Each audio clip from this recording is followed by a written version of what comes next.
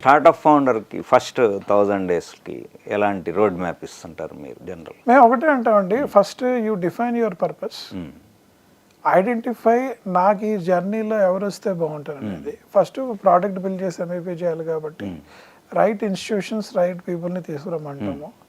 Next 300 days he has to sell himself, product అమ్మగలనా లేదా అనేది.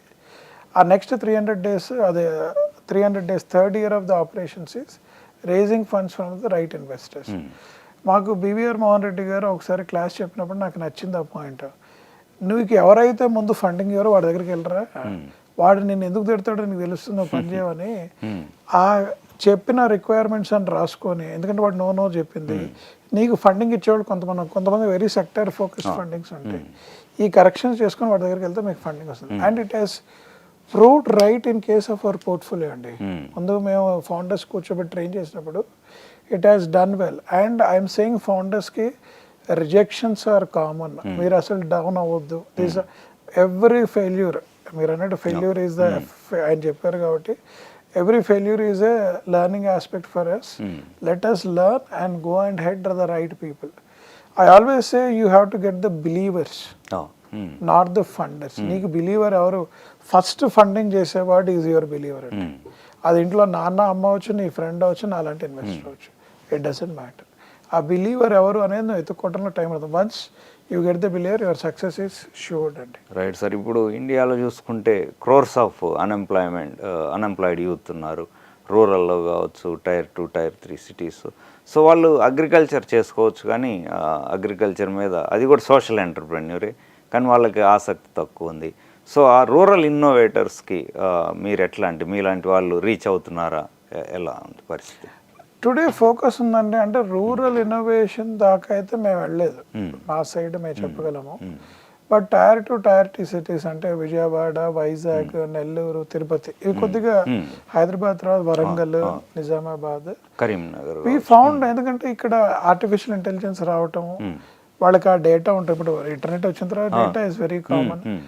ఆ లోకల్ లెవెల్ ప్రాబ్లమ్స్ వాళ్ళకి తెలిసి they are able to solve that problem. ఈ కంపెనీస్ని లార్జ్ కంపెనీస్ ఎక్వైర్ చేస్తాయండి. ఎవడో డైమండ్ ఆ 0 to 1000 crores వెళ్తాడు, కానీ మిగతా వాళ్ళందరూ కూడా ఆ లోకల్ ఎకో సిస్టమ్ బీట్ చేస్తే they are people who want to buy that, they can make money and they can inspire that local ecosystem. So we're looking at that opportunities and getting into the gym. And J గారు చేసిన junior council కూడా చెప్పారు, 1-2 startups got acquired at very early. So when the product build up, some of the large people came and acquire the product.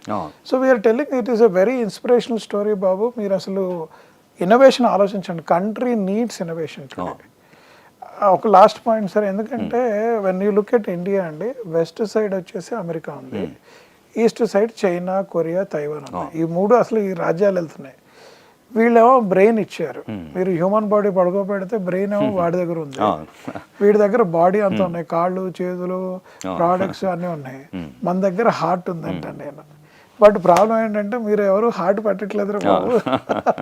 How to use both of the best world and make the better product of India అనేది is the philosophy. Modi గారు కూడా చాలాసార్లు వికసిత భారత్లో ఆ point చెప్తున్నారు, youth they have to deliver. And మన people at 50 years or 90 years, they have to provide their experiences to see that this country is moving to next level.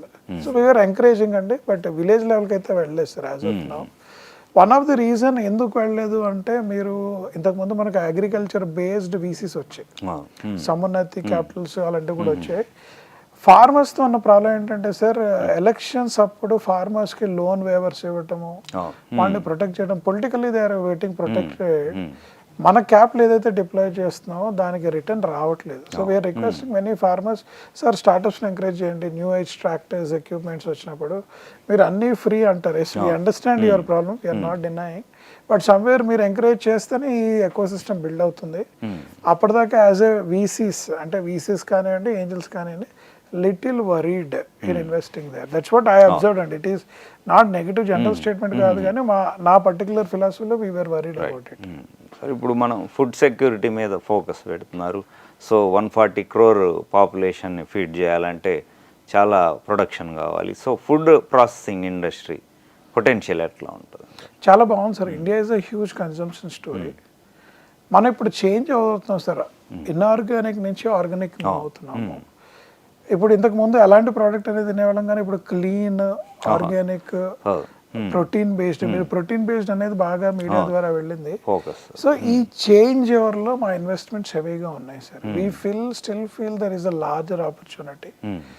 Hydroponics has done well.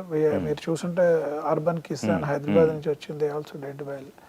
24 organic Mantra, 24 organic Mantra, వీళ్ళందరూ కూడా. So we're encouraging people to look at this opportunity. ఎందుకంటే today paying capacity of the people is there. Same టమాటా మనం 20 రూపాయలు కొనేది organic చేసి 100 రూపాయలు అమ్మినా కొంటున్నారు. అంటే they are buyers are there is a consumption story is there. We are encouraging people to look into this area and happy to invest అండి. ఇబ్బంది ఏం లేదు దాని విషయంలో. Only clarity of thought. తినేవాడు ఉన్నంత కాలం భూమి మీద మనం అంతకాలం తినాల్సిందే.